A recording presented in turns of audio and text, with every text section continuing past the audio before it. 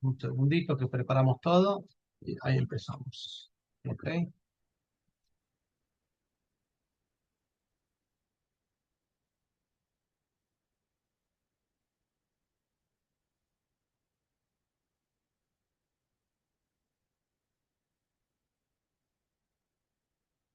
Shalom, shalom. Vamos a comenzar con la clase de hoy dentro del curso de los 13 fundamentos de la fe. Antes de eso, un apartado especial. Nos enteramos hoy a la mañana de un terrible asesinato en masa de judíos en la festividad de Hanukkah.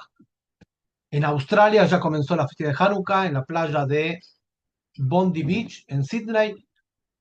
Asesinos salvajes dispararon a mansalva y asesinaron a doce personas que vinieron a participar de la festividad de Hanukkah, la fiesta de la luz, la fiesta de la luminaria, es algo tremendo. Dentro de ellos, el rabino Eli Schlagen, que es el rabino, uno de los rabinos de Chabad, el movimiento Chabad que organizó esta actividad. Es importante que en esta festividad cada uno de ustedes y nosotros encendamos una vela en mérito a ellos y encendamos el candelabro de Hanukkah para mostrar que el pueblo de Israel está vivito y coleando y el mensaje de luz, de orientación, de paz y universalidad está siempre presente, a pesar que siempre nos van a querer asesinar. Sin embargo, el pueblo de Israel está vivito y coleando y pedir al Eterno que haya justicia, venganza y verdad para todos aquellos asesinados, recordando el mérito del alma. Yo voy a encender una vela en honor a todos los asesinados absolutamente, que realmente esta noticia es fresca, tiene 1 o 2 horas y no se sabe todavía la cantidad de asesinados, se sabe que son más de 12, pero otros están debatiendo entre la vida y la muerte, hay videos ya corriendo en internet, pero lo importante es no dejarse amedrentar, no dejarse amedrentar, que ustedes puedan participar, cada uno, voy a apagar cada uno donde está, que pueda acercarse a alguna actividad pública de encendido de candelabros, tanto sea en parques públicos, en sus ciudades o países, tanto sea en legislaturas, porque la festividad de Hanukkah hoy en día se celebra en muchos estatutos estatales de cada uno de los países de habla hispana, tienen que averiguar, o si no en cualquier centro Chabad Lubavitch de cada uno de los países, y no dejarse amedrentar absolutamente y saber que el Eterno está con nosotros. Esto es en primer lugar, así que vaya este anuncio. Y ahora sí vamos a comenzar con nuestra clase número 2 del ciclo que nos acompaña. Por supuesto, como siempre hacemos, exponemos 30, 40 minutos y después damos espacio para que puedan preguntar y consultar. Estamos en la clase número 2 del ciclo de los 13 fundamentos de la fe, los 13 principios de la fe monoteísta compilados por el Maimónides, y es justamente para reconocerse como monoteísta de la Torá, hace falta comprender y hacer asentar en el corazón, como dice Deuteronomio 4:39, estos fundamentos de la fe que están tomados de las Escrituras y del Tanaj. Nada más que el Maimónides lo colectó y lo compiló y lo ordenó. Pero no es obra de Maimónides, sino es la tradición monoteísta desde siempre, nada más que ordenada y colectada. Estos 13 fundamentos tienen 3 partes. El fundamento 1, ahí pusimos en el grupo de WhatsApp la lista, pueden también compartirlo si quieren en pantalla, se llama Los 13 Fundamentos de la Fe Monoteísta, ahí lo compartí recién en el grupo, esta placa, y después mi amiga Ana va a compartir los 13 principios del monoteísmo. Antes de eso, esta clase está dedicada especialmente por Anagali Contreras Morales para elevación del alma de Agustín, hijo de Reina, que haya elevación del alma de Agustín. Y también agradezco a Anagali Contreras Morales y a todos los que hacen posible este espacio, amigos de Radio Noágidas Breslev, Enlace Noágida ahora llamado La Frecuencia Universal. Así que gracias por apoyar este espacio y continúen apoyando este espacio. Y también agradecemos a Ana, Jorge, que dirigen Enlace No Ágil, también a Nagali Contreras Morales, que hace posible esto. Comenzamos, ¿sí? Los 13 fundamentos de la fe. Esta placa, no justo, la placa que compartí recién hace 10 minutos, en el grupo preguntas y respuestas, si querés fijarlo de ahí, sacarlo, recién lo compartí. Explicamos que los 13 fundamentos de la fe tienen 3 Perdón, partes. perdón, maestro. Sí. Ah, sería importante mencionar quizás, no sé cómo lo logré, pero eh, de alguna manera me conecté a lo que es la naturaleza. Creo Shalom, yo shalom, que Steve, Steve, Steve, sí, escúchame, señor. un minutito.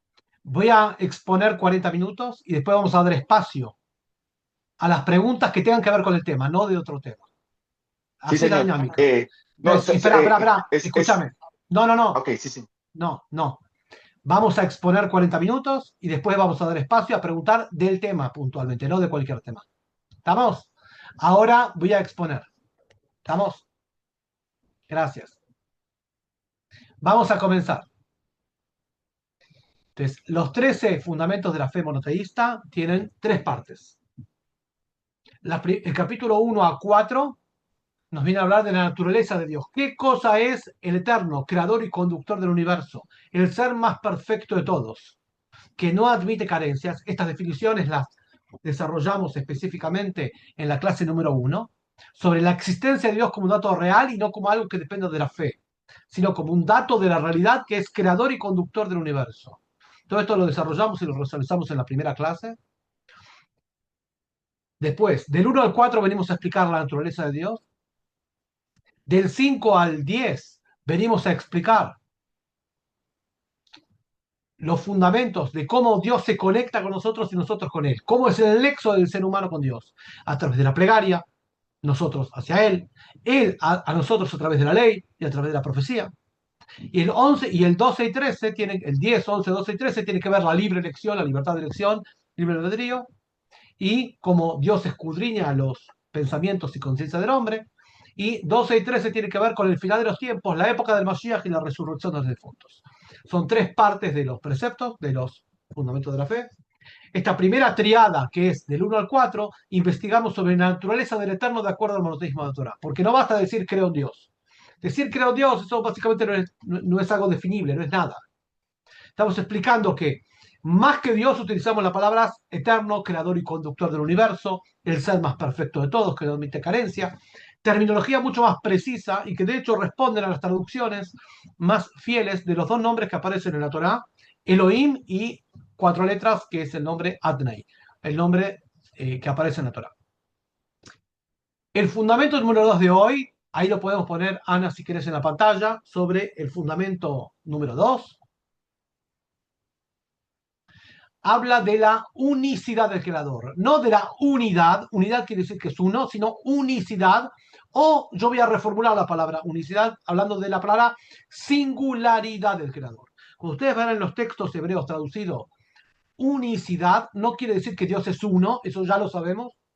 Y hay el principio 3 y 4 hablan de eso, de que es uno y no varios y que no se corporiza. Unicidad, acá en lugar de la palabra unicidad, utilicemos la palabra singularidad. Cómo este ser más perfecto de todos, el creador y conductor del universo, es singular, significa que tiene características totalmente diferentes a todo tipo de otra existencia. En el universo, en el tiempo-espacio, vemos muchos tipos de existencias. Espacio, tiempo, espacio, planetas, energías, plantas, animales, seres creados metafísicos, seres creados que no están en este planeta, pero podrían estar en otros planetas sin ser seres inteligentes. Y todo tipo de elementos. Pero lo que es común entre ellos, entre todo lo que nombramos, incluso almas sin cuerpos, son creados.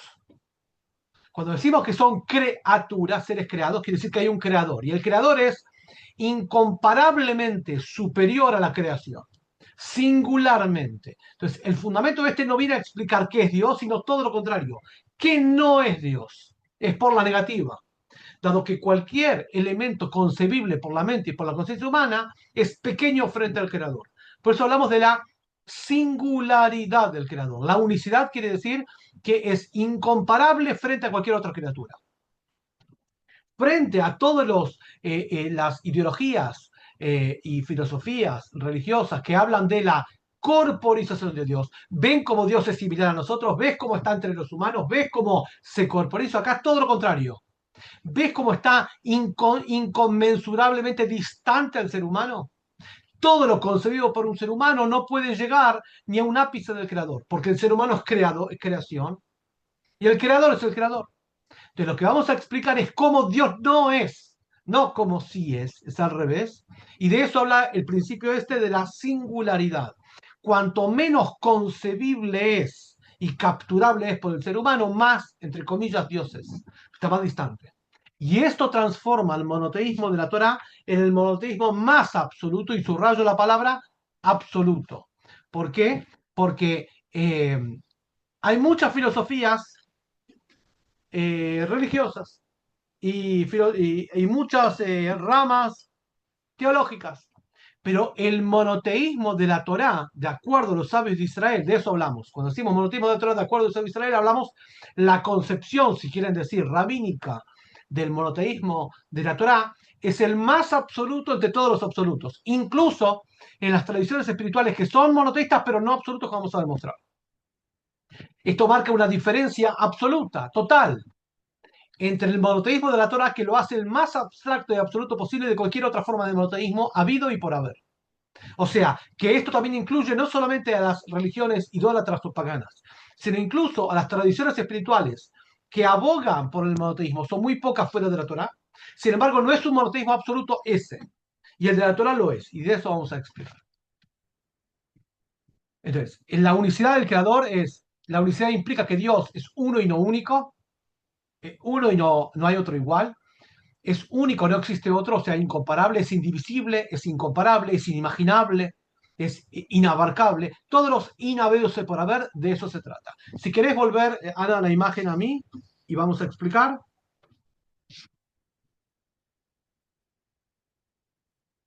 ¿Querés darme la cámara? Ahí estamos. Gracias. Ahí volvemos. Entonces, vamos a hablar vamos a leer un poco el texto y explicar al respecto.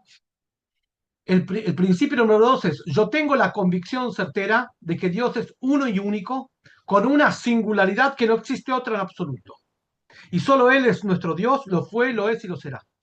O sea, hablamos de un nivel de singularidad, de diferencia del creador frente a la creación incomparable, de tal forma que la pregunta es, ¿cómo es Dios? En sí misma es errónea.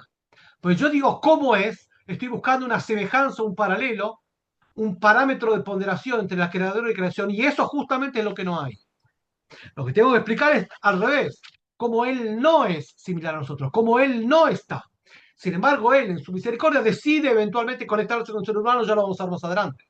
Pero en sí mismo, su esencia incognoscible, su naturaleza, es que es absolutamente desconectado y fuera de la creación, incomparablemente superior a la creación.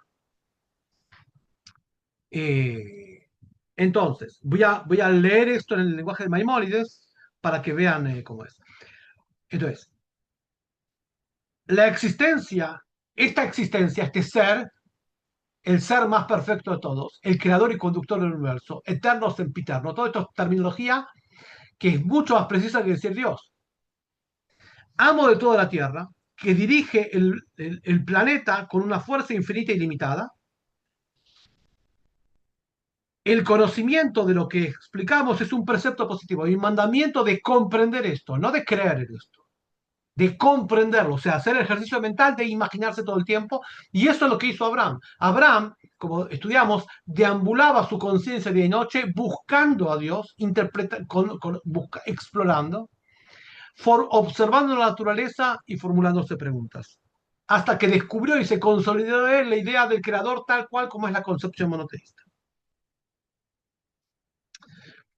Sobre esto hay muchas comprobaciones que vamos a ir viendo en el principio número 3 y 4, porque es uno y no varios, porque no tiene cuerpo, todo esto lo vamos a ir viendo. Pero me quiero detener ahora en el aspecto de diferenciación del monoteísmo de la Torá frente a cualquier otro tipo de monoteísmo habido y por haber. Voy a leer dos textos. El segundo que voy a leer es Puño y letra de Maimónides, en el primer capítulo, el libro que siempre sugerimos que cada noágida tenga, de la codificación legal del Maimónides, Mishneh Torah, el tomo 1, este libro, el libro del conocimiento de Maimónides, tomo 1. Esta serie, en español, editorial Moaj, que es la única que recomendamos en español, eh, tiene 14 tomos, pero solamente el tomo 1 es el que recomendamos, que acá están los fundamentos de los principios de fe, de estar acá, y también las leyes de Shubá, leyes contra la idolatría. Un libro muy fundamental para monoteístas, o si no, en español es esta edición que recomendamos, si no, lo pueden acceder a través de internet con explicaciones en la página de chabad.org, el sitio de Chabad en inglés. En la parte de bibliotecas esenciales, ahí tienen todo el Maimónides, los 1000 capítulos explicados y comentados. Además que está en inglés, pueden traducirlo. Son las dos versiones que recomendamos, no otras. Entonces, la segunda van a ver un texto que el Maimónides llega a una abstracción casi hasta la exasperación. Ahora vamos a ver. En primer lugar, cuando hablamos del monoteísmo más absoluto, está resumido obviamente en la proclama de unidad de fe divina, el versículo principal de la Torá. En la frase Shema Israel, oye Israel, Israel no se refiere al pueblo de Israel, se refiere a Jacob, el patriarca. Esto es lo que formularon al unísono las 12 tribus de Israel. Oye, o sea, los hijos de Jacob al final del libro de Génesis. Oye Jacob, Israel, Dios es nuestro Dios, Dios es uno. En esta frase se resume la unicidad divina. Y como bien comenta Rashi sobre ese versículo, en el final de Génesis, capítulo 49, 50, que la concepción monoteísta de la Torá que hoy tiene, que entonces tenía el pueblo de Israel, va a ser heredad y legado de todas las naciones, tal como el profeta Sofonías lo indica, en la época del Mashiach, la misma, entonces voy a transformar a las naciones en un lenguaje puro, para que puedan clamar la auténtica unicidad del Creador de acuerdo a la Torá. Entonces, el significado corriente de la unicidad, o sea, la singularidad, la diferenciación singular, peculiar de Dios. O sea, cómo Dios es absolutamente diferente, el creador es diferente a la creación, es la convicción certera en el monoteísmo más absoluto. Subrayamos la palabra absoluto. O sea, en estado puro, químicamente puro, por decirlo de una forma, totalmente en infinitivo. Es decir, hay un único creador y no hay otro fuera de él. Esto niega el politeísmo, es decir, la adoración a muchos dioses, la concepción de que hay muchos dioses, y el paganismo. ¿Qué es el paganismo? La deificación de cualquier objeto finito, ser o fuerza natural. O sea, corporizar a Dios en algo. Decir que un cuerpo, un personaje histórico, una fuerza natural, eso es Dios, o parte de Dios. Pero también la concepción absolutista del monoteísmo más abstracto de la Torah excluye el dualismo. ¿Qué es el dualismo? La suposición de dos poderes rivales entre el bien y el mal. O sea, imagínate que la persona dice, yo tengo convicción certera en un único Dios, no del cuerpo, nada. Pero supongo que hay dos fuerzas antagónicas. Dios es todo lo bueno y hay otra fuerza, todo lo malo. Y luchan entre sí. Bueno, eso es dualismo, la Torah lo excluye. Y sobre esto, diferentes, al día de hoy, tradiciones que se dicen monoteístas, pero no absolutas de la Torah, diferentes religiones lo tienen.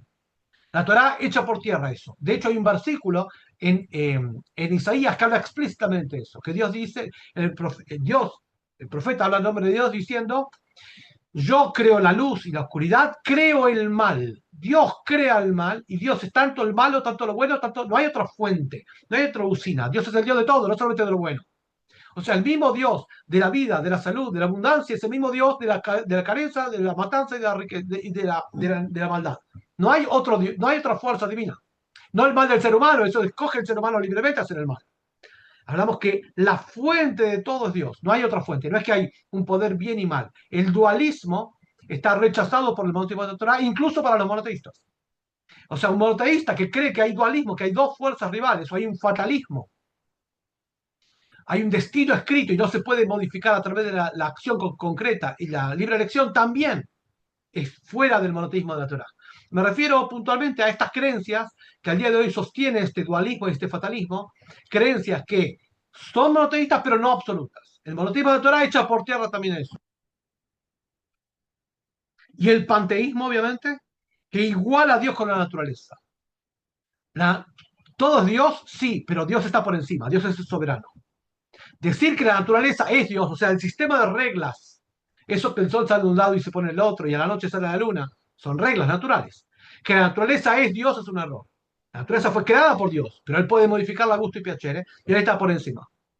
Igualar a la naturaleza con Dios, eso es panteísmo, no es el monoteísmo de la Torah. Entonces, el primero de los fundamentos de la fe que vimos sacó a Dios del ámbito de la emoción y de la opción, elijo creer en Dios, poniéndolo como un dato de la realidad. Es el principio ordenador. Habíamos definido en la primera clase que Dios es el principio ordenador, el orden de la naturaleza. Y todo esto lo demostramos en la primera clase, seguramente están en los archivos de enlace no ágil de la radio. Este segundo viene a agregar sobre el primero, marcándonos la singularidad del monoteísmo absoluto de la Torá, que es, yo le podría decir, un ultramonoteísmo, por decir de una forma. O sea, no hay motivo más absoluto que este, es decir, que la concepción tan abstracta solamente es patrimonio del monoteísmo de la Torá, adoptada por el pueblo de Israel y por los noágidas practicantes. Y esto lo transforma en el absoluto monoteísmo, el ultramonoteísmo, si quieres decirlo, al extremo. Entonces, y este es el nivel inferior. Esto que estamos explicando es el nivel inferior. ¿Por qué lo digo? Porque esto es el Maimónides, la normativa. Hay niveles mucho, mucho más superiores que están explicados, por ejemplo, en un libro que el Rebbe Lubavitch, de bendita memoria, tanto sugería a los noágedas que lo estudien, que es este libro. Es la segunda parte del libro Tania, el libro fundamental de la filosofía Chabad, llamado la segunda parte, Shara y Hud Bemuná, el portón de la unicidad y la fe en Dios. Son 12 capítulos que abstraen mucho más de esto que explicamos, llevándolo a niveles totalmente increíblemente. Es un compendio filosófico místico que, si Dios quiere, en una oportunidad en la que viene vamos a enseñarlos esos 12 capítulos. Pero para que vean que lo que explicamos puede parecer muy desconectado y abstracto, pero es lo básico. Encima de esto hay mucho más. Sin embargo, es casi un deber moral de cada uno estudiarlo. Por eso Rabbi indicaba que cada noaje tiene que estudiar esto porque habla de la unicidad y la fe divina. Y eso ayuda mucho en la comprensión. La segunda parte del Tania, Shara y Judemunah, el portón de la unicidad de la fe, seguramente va a ser tema para ampliar el próximo ciclo lectivo. Vamos a leer ahora, antes de seguir explicando, eh, un texto que resume un poco, yo agrego hasta la exasperación, que es lo más abstracto y absolutista del monoteísmo de autor. Y con eso van a entender lo antagónico de otro tipo de filosofías que corporizan a Dios y lo hacen cercano al ser humano, muy parecido. O sea, Dios sería como un ser humano exponenciado, como un ser humano como un androide que tiene un poco más de poder. Es todo lo contrario, no empieza por el ser humano. Miren lo que dice acá. Estoy leyendo los fundamentos de la Torá, el capítulo 1, o sea, el primer capítulo de los 1000 del Maimónides, de su libro, de uno de sus libros, Mishneh Torah, la codificación legal. El capítulo 1, el inciso 11 del capítulo 1. Puesto que quedó claro, y esto lo vamos a explicar en el capítulo 3 y 4 de nuestro ciclo, que el Eterno no tiene cuerpo ni materia, esto lo vamos a demostrar en el 3, en la clase 3, es así mismo evidente que tampoco se aplican en él ninguna de las características corporales.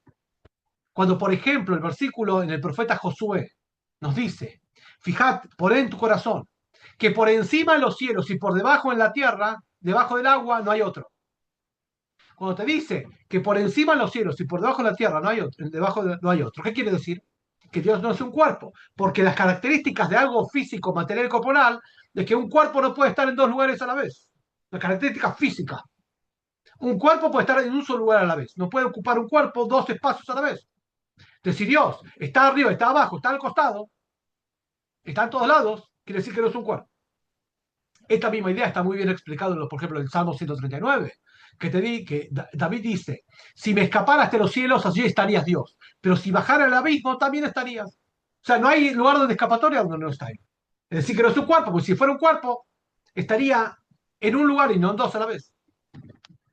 Consecuentemente, las descripciones, atributos de algo que es material no se pueden aplicar a Dios. Por ejemplo, ni unión ni separación. Dios no se puede unir o separar, porque eso se aplica a cuerpos.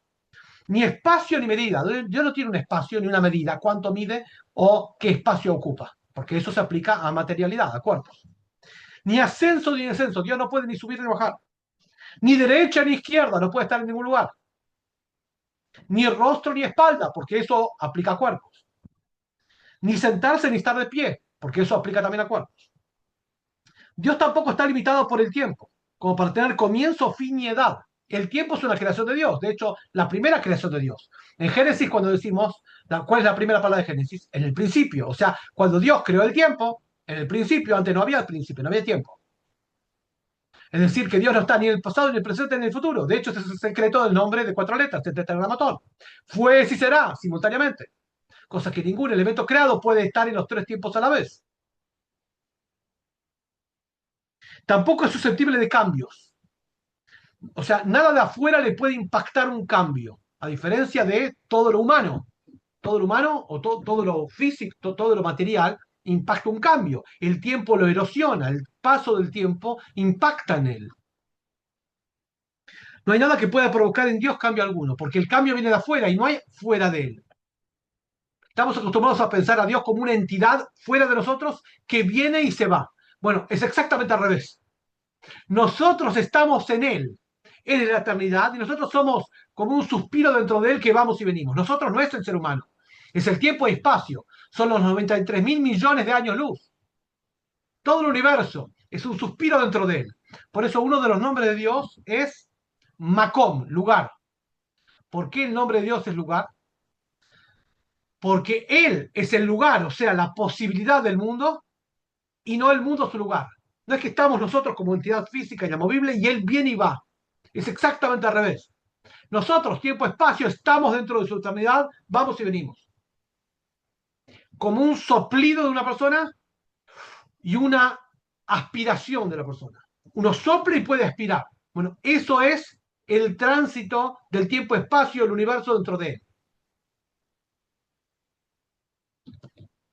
Dios no tiene muerte ni vida, como se entiende la vida en los cuerpos vivos. O sea, nace, crece, se reproduce y muere. Eso no está en él. Ni necedad y sabiduría, como se entiende la sabiduría de un hombre sabio. Necedad y sabiduría, conocimiento, en una persona, es un proceso evolutivo, gradual. Al principio no conoce, tanto conocimiento académico como conocimiento desde un bebé que comienza a caminar.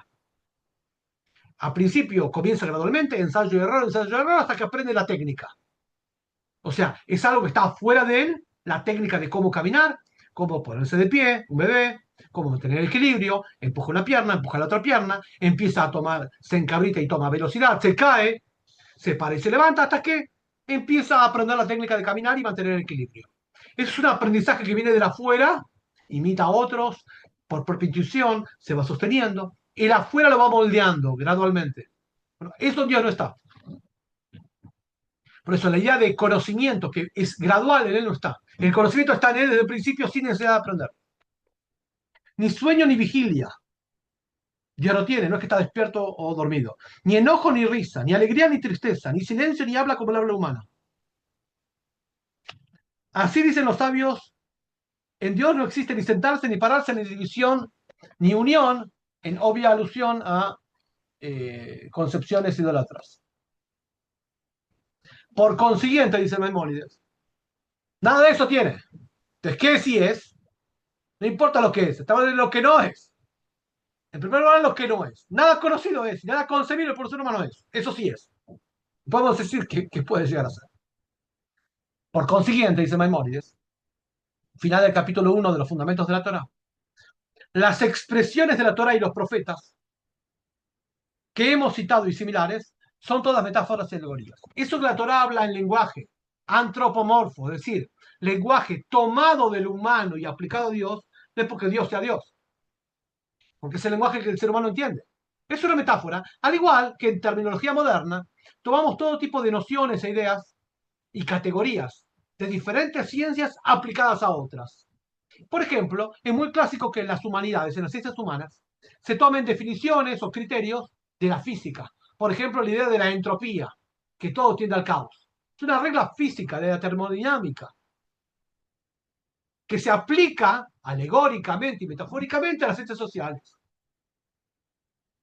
O, por ejemplo, la resiliencia, que es directamente algo físico, algo de la física propiamente, que se toma un poco esa idea y se la aplica a las humanidades. Así también, la Torah habló en lenguaje antropomorfo, o sea, metafórico. No es que sea así, sino que un poco de eso. Voy a traer un ejemplo muy clásico. Tomando en consideración que la Torah está escrita para monoteístas. no para paganos, no para idólatras. Es decir, que el idólatra va a ver en la Torá reflejada su propia idolatría. O sea, la persona lee afuera lo que tiene adentro. Un ejemplo clásico, Génesis 1:26. Haremos al hombre imagen y semejanza. ¿Qué dice un pagano? ¿Ves que son dos? Como lo tiene adentro, lo ve afuera, lo que tiene adentro. La Torah nunca habló de eso. La Torah habló del monoteísmo más absoluto. Cuando el versículo dice hagamos un hombre, no es que son dos. Nos muestra la perfección divina que incluso la característica de humildad la tiene. Dios, el creador de todo, del universo, cualquier creador y poderoso, cualquier poderoso, a medida que crece su poder, crece su orgullo, vanidad, arrogancia. Si Dios sería orgulloso y vanidoso, le estaría faltando un atributo, no sería perfecto. Dios es tan perfecto que incluso el creador de todo también es humilde. Entonces, el lenguaje, que en español se llama el plural majestático, es decir, cuando una persona hace algo, pero lo divide, habla en plural, como indicando el mérito no es mío, sino de varios, como un jugador de fútbol que dice el mérito es nuestro y él hizo el gol, para repartir su propio mérito, diluir su mérito en varios, eso expresa la perfección de Dios que no carece de ningún atributo, incluso la humildad. Entonces, lo que dije es el comentario de Rayo sobre el versículo. Así lee la Torah monoteísta, en base a los fundamentos monoteístas. Obviamente que otros no van así, porque la Torah fue escrita para monoteístas, no fue escrita para paganos. El idólatra va a ver en el texto de la Torah paganismo.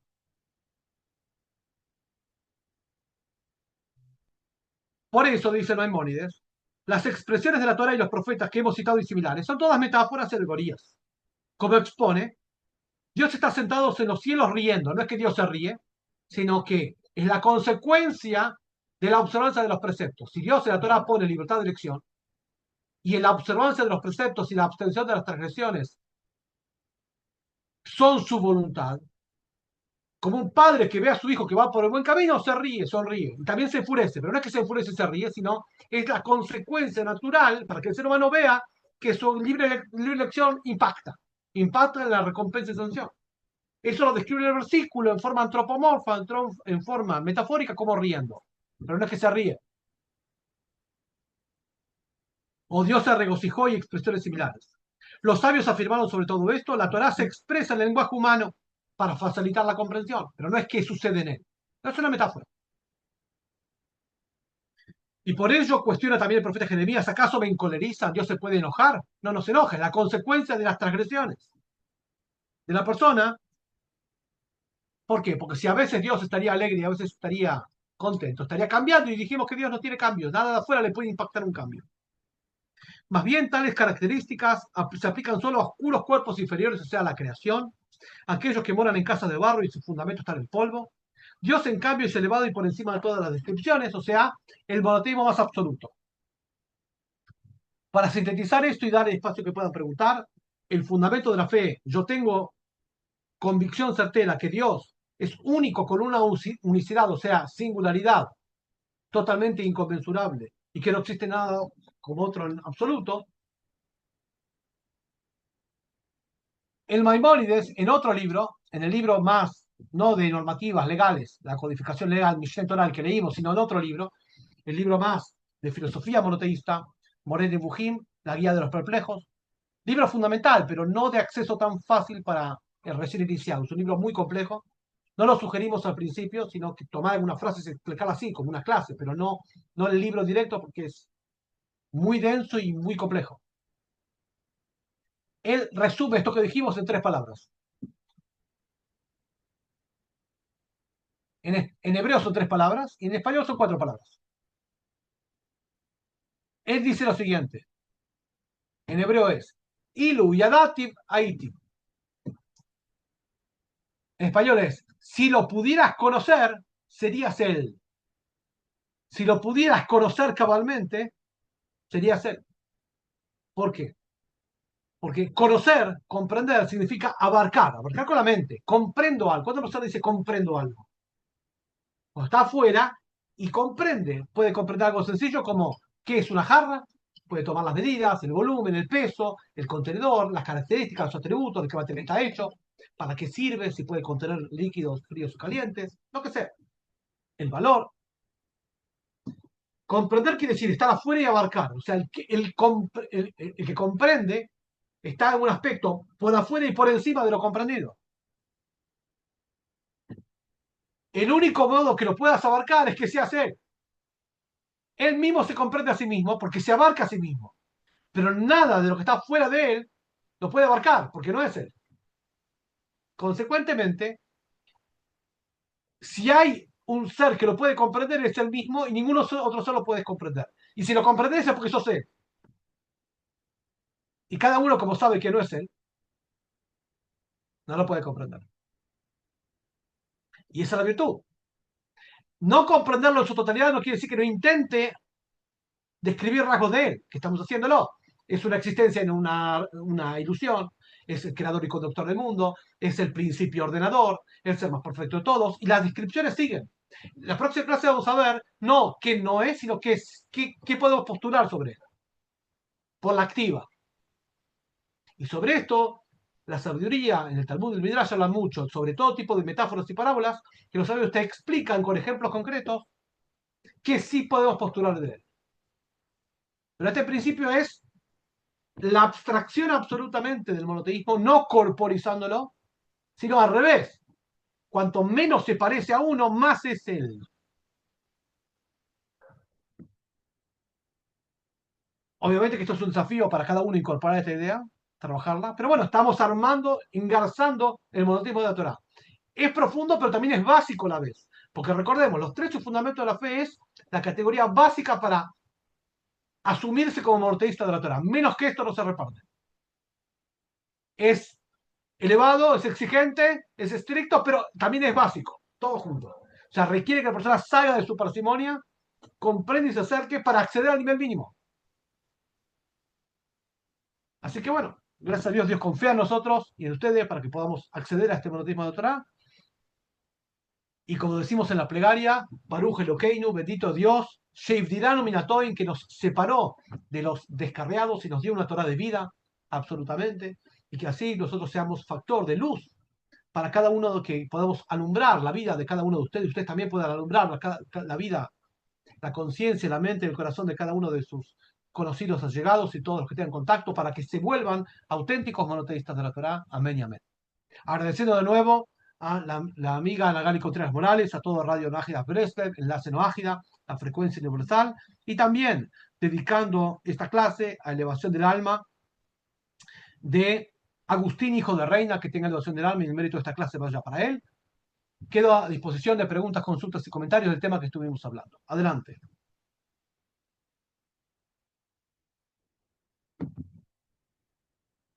Escuchamos.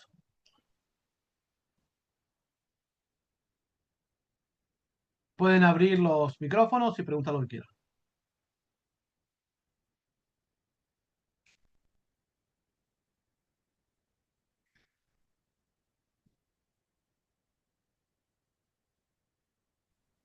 ¿Estás, Ana? Sí, sí, Ahí, acá veo en el chat preguntas. Adelante, adelante, escucho.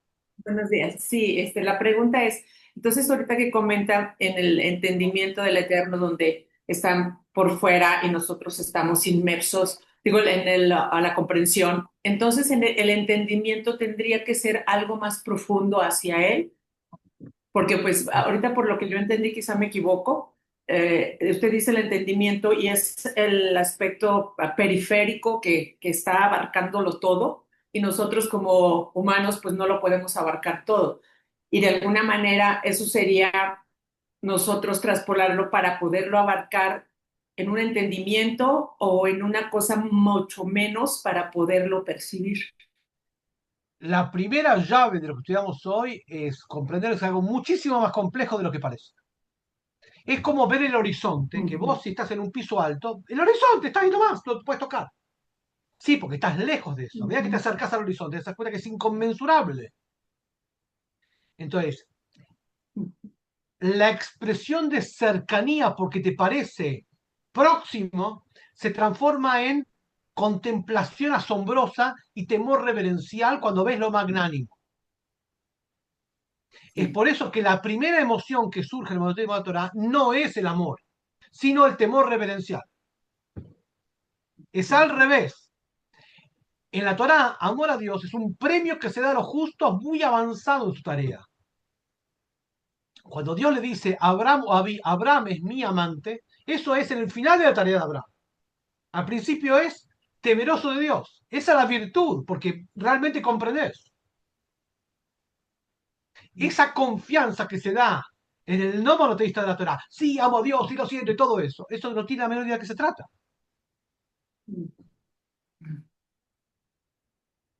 Cuando alguien se Perdón, acerca con respeto y proximidad al tema, se da cuenta de lo complejo y lo reverente que es eso. Casi como un cirujano que se acerca a una mesa de operaciones con total concentración y sabe conscientemente qué va a hacer y que cada movimiento puede cambiar la vida de ese paciente para siempre. Ese es el nivel de responsabilidad. Eso llena al ser humano de temor reverencial. No temor de buen temblor, día. lo de respeto reverencial. Ese es el tema. Pero bueno, sí, Luz Martínez, estás en la misma onda. ¿Quién más quiere preguntar? Yo lo, Marieni Barrios, te escucho. perdón, Steve, Eh, Shalom, Rabino, shalom para Salón. todos.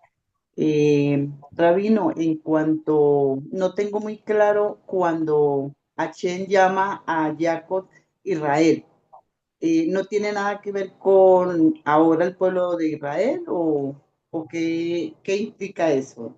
No, lo que citamos fue lo siguiente, que el versículo en Deuteronomio, Shema Israel, oye Israel, no es que se refiere al pueblo de Israel, a los judíos y a los judíos no. Shema Israel no es una convocatoria a los judíos. El versículo Shema Israel, oye Israel, es el versículo que dijeron los hijos de Jacob, llamado Israel, antes de morir. Lo subrayo porque muchas veces la gente confunde, oye Israel, como que habla del pueblo de Israel, y la persona piensa que es pueblo de Israel, cuando no es pueblo de Israel, es Noágido. El versículo Shema Israel habla de toda la humanidad, no que toda la humanidad es Israel. Lo que el versículo ese, la palabra Israel no se refiere al pueblo de Israel, sino a la persona llamada Israel, que era Jacob, el patriarca Jacob. Es el versículo que los hijos de Jacob dijeron en su lecho de muerte, diciendo, papá, antes de morir, sabés que vamos a continuar tu camino monoteísta y vamos a enseñar a toda la humanidad el camino monoteísta. Este es lo que cité. Lo cité Y porque por, se da confusión. La gente dice, llama a Israel, ah, yo soy Israel. No, no sos Israel. ok, pero ¿y por qué lo llama Hashem a Jacob Israel? ¿Y Le por cambió el qué nombre. le cambia el Le cambió el nombre? nombre porque en otras clases lo explicamos. Le cambió el nombre porque subió de categoría venciendo al ángel de Sab. Eso está muy bien Ah, descrito. ok. Fíjate en las clases que doy de Luz de la Torah en mi canal, ahí lo explicamos muy bien. Ah, ok, ok, Rabino. Muchas gracias. Gracias, Mariene. ¿Quién más quiere preguntar?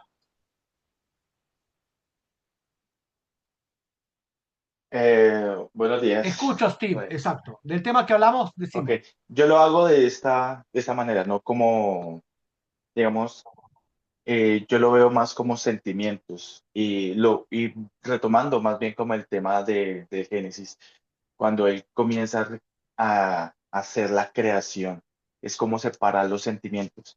Yo lo hago meditando con música, eh, entonces comienzo a meditar sobre cómo fue comenzando él su creación, o sea, al comienzo él separó la luz de la oscuridad, ¿no? Y comienzo Está muy como a bien, hacer, Steve, está muy bien, pero no tiene mucho que ver con lo que estamos hablando. Estamos hablando de la comprensión mental, no los sentimientos. La no, sí, comprensión mental, escúchame. Lo que estamos hablando en esta clase es la comprensión de los fundamentos de la fe, la comprensión, no la parte emocional. La parte emocional tiene lugar en la Torah, pero no es la clase de hoy. Y lo que ok. estamos hablando es de cómo es, no es cómo entra tu corazón, sino al revés, como la persona desarma su yo y entiende que hay una autoridad más grande. Pero bueno, gracias por Sí, participar, Steve. Adelante. salir Alicia, de te la primera escucho. dimensión, yo lo veía de esa Alicia, te manera. escucho.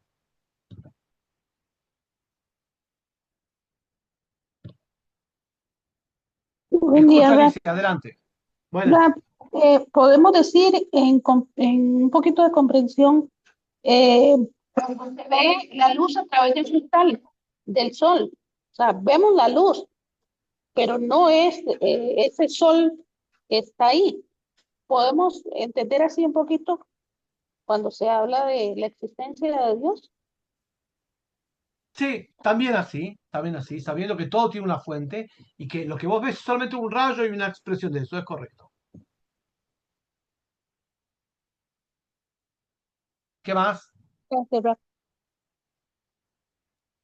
¿Importa la cantidad de nombres que tú sepas en hebreo o no en hebreo de los atributos del creador para poder realizar una especie como No, Steve, reconexión hacia él? no importa y tenemos que ceñirnos a lo que hablamos, Steve. Mírale tantito. Tenemos que ceñirnos a lo que hablamos, no hablamos de los nombres de Dios hoy. Ceñite a lo que hablamos hoy. Cada clase es lo que hablamos hoy. Hoy no hablamos de eso. Otro día vamos a hablar de eso. Alan, escucho.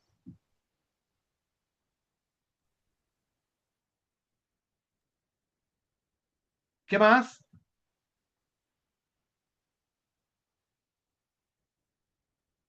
Bueno, en el chat ya no hay más preguntas, Excelente. ni tampoco en el grupo de la radio, ni de Muy la bien. cabina. Lea, te escucho. Adelante, Lea, el micrófono. Sharon, buen día. Buen Solo día. un comentario, Rabino. Por ejemplo, ahorita en esta época aquí es muy común que hacen mucho, ¿cómo decirlo? Propaganda católica. Entonces, a lo que voy es que mi hija bueno, no preguntaba, me quería, o sea, la están bombardeando ahorita en la escuela con esos temas y me dice, mami, tenemos que tener empatía y respeto por las demás religiones. Dice, ejemplo, para ellos su Dios está en una imagen. Dice, es una forma de representar a ellos su creencia. Dice, y a mí me preguntan cómo puedo representar a Dios. Dice, no tiene imagen, no sé cómo es Dios. ¿Esa Y yo escuela lo es que pública o privada? es pública. Un minuto. Y yo lo En primer lugar, explica a tu hija. Una escuela pública, dado que está sustentado con todos los impuestos de todos, no puede ser confesional. Y si dan cosas de confesiones o de religiones, es un error de la escuela y vos tenés que quejarte, porque es público. En primer lugar. Segundo, una cosa es un conocimiento cultural, saber que en una época determinada congregación, no importa si es mayoría o minoría del país, festeja algo. Tiene que tomarlo como un dato cultural, eso no quiere decir que lo tiene que aplicar. Y tolerancia quiere decir a todos, no a algunos. Tolerancia también quiere decir mostrar que yo no escribo y me levanto y me voy, también es tolerancia. Consecuentemente, marcar que la escuela muchas veces se extralimita, especialmente cuando es pública, y ella tiene que marcar, y vos como madre, tenés que indicarle que no puede participar en ningún canto de villancico o cosas similares. Y eso está por estatuto. Y tenés que hacer valer tu derecho como madre, y vos la mandás al colegio. No es que la escuela le enseña, vos le mandás a la escuela, eso es un mensaje. Vos tenés que pararte, igual que todos los padres, decir, no, mi hijo no va a participar en clases de acciones idolátricas como villancicos. Y en ese momento la retiro de la escuela. Eso tenés que hacer vos como madre. Y no indicarlo a la escuela, porque la escuela, al ser pública, está haciendo cosas que no debe.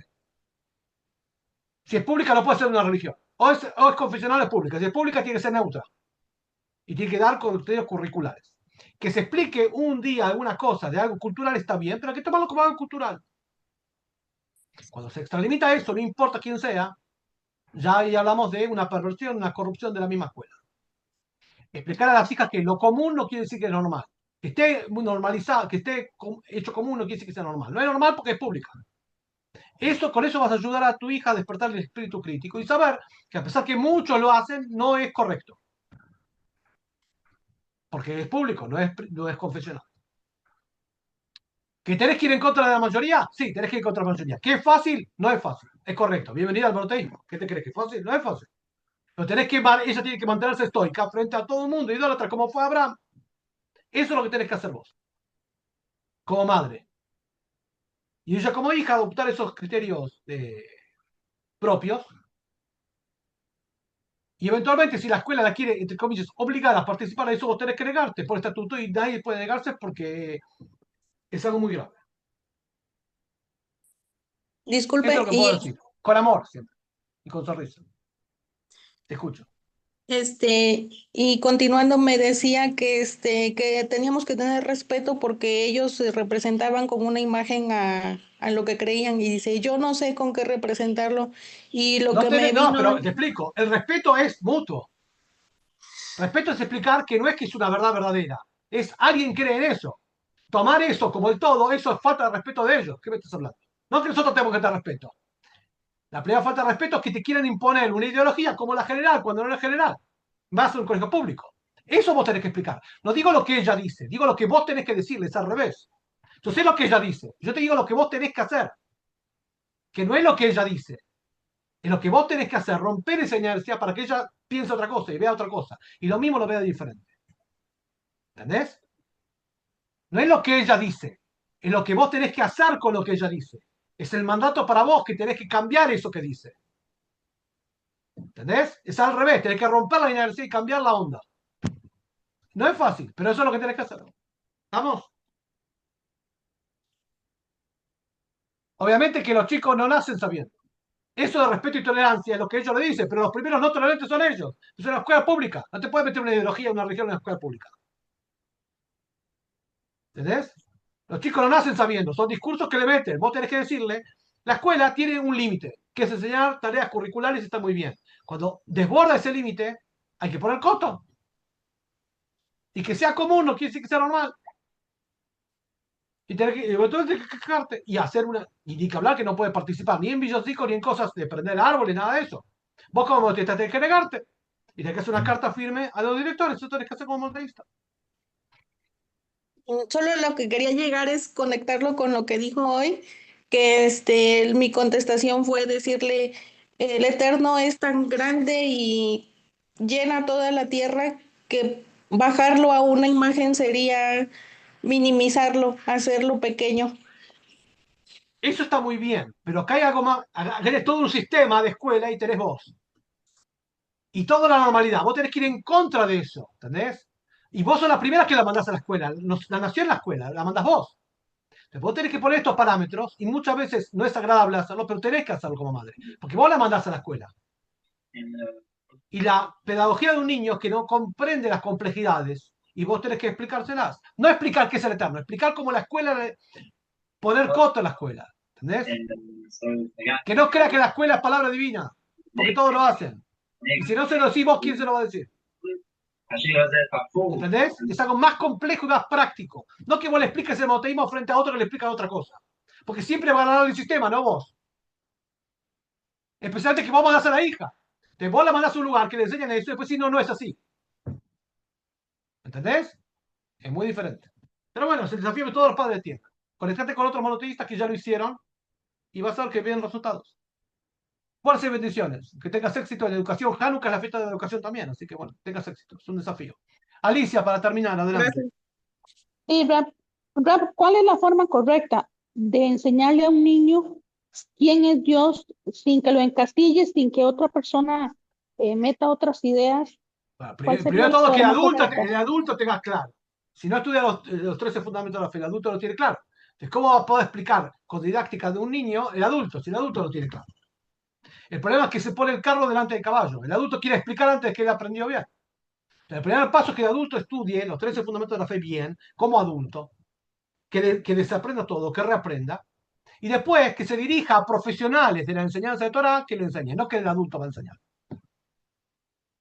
Perfecto, Rap. O sea, las Muchas dos gracias. cosas. Él que aprenda bien y que desaprenda lo erróneo. Y segundo, que envíe al niño a estructuras donde, con profesionales aptos para enseñar el monoteísmo de Torah a niños. Eso es lo que sugiero. Con alegría y abundancia siempre. Siempre con sonrisa. ¿Qué más tenemos? Última y ya está. Tenemos una pregunta aquí Adelante. de la radio y dice, hoy debemos de pedir al Creador por lo sucedido en Australia. Este es el exilio ismailita. La influencia de la programación educativa debe de ser analizada desde la Torá para no crear monstruos a nuestros hijos. Solo tomar lo cultural por tolerancia es correcto. Aparte de pedir a Dios, explicar que los estados tienen un deber de guardar seguridad a sus ciudadanos. Que el ciudadano sea judío no quiere decir que sea judío, quiere decir que es ciudadano. Y el atentado es para todos. no para algunos. No es que a los judíos le pasó a los ciudadanos de cada país. En primer lugar, no hay judíos, hay ciudadanos de cada país. Y el Estado, entonces, si el Estado no cumple su deber, es un deber de todos. Reclamar al Estado porque no da seguridad. Eso hay que explicar. Y que no quede algo de judíos. Eso cada noágida lo puede hacer. El atentado no fue contra judíos, fue contra ciudadanos. Y el Estado falló acá. Y todos somos el Estado. Porque todos contribuyen con impuestos para sostener un Estado. Hay que reclamarle a través de las autoridades, Eso sí se puede explicar. Además de rezar. Pero rezar es una cosa y reclamar es otra cosa y los dos son deberes. Si me pregunta qué hacer antes, obvio que reclamar es el primer deber. No rezar. Derivado del precepto no ágida, color violeta, que es dirim, leyes de justicia y coordinación de la acción colectiva. Y eso es lo que hicieron todos los profetas, denunciar las corrupciones. Vean ustedes, el profeta Jeremías, Fanía, Amós, Zeharía, Haggai, todos. Así hacemos. Y esa es la mejor forma de colaborar con el pueblo de Israel. Que haya más que estén defendiendo los derechos de los ciudadanos.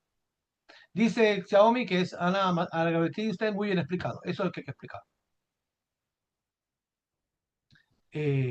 Especialmente en nuestros países de habla hispana, que ven un conflicto lejano y pueden llegar al tema erróneo por dejarse llevar, por ser carne de cañón de las redes sociales. Es algo que le pasa a los judíos y a los islámicos que tienen un conflicto lo traigan para acá. Bueno, eso hay que evitar. Esta explicación que di justo está para evitar eso, para decir que es un conflicto importado a América. Llévate tú. Decir eso y decir, son extranjeros, es lo mismo. Y lo que menos es un ciudadano argentino, mexicano, sea que sea, de identidad espiritual judía, es un extranjero en su lugar. Pero bueno, eso me parece muy importante explicar y aclarar, cosa que es importante. Pero bueno, el tema es muy largo. Vamos a estudiar seguramente en las próximas semanas el principio de los 3 y 4 para culminar la primera parte de los 13 fundamentos de la fe. Agradezco de nuevo a Enlace No Ágidas Radio, Frecuencia Universal, también a la Galería Transformales, a todos ustedes. Gracias. Sigan colaborando con Radio No Ágida, Enlace No Ágida, para poder apoyar este espacio. Envíen su generosa contribución, tan importante para que esto sea posible.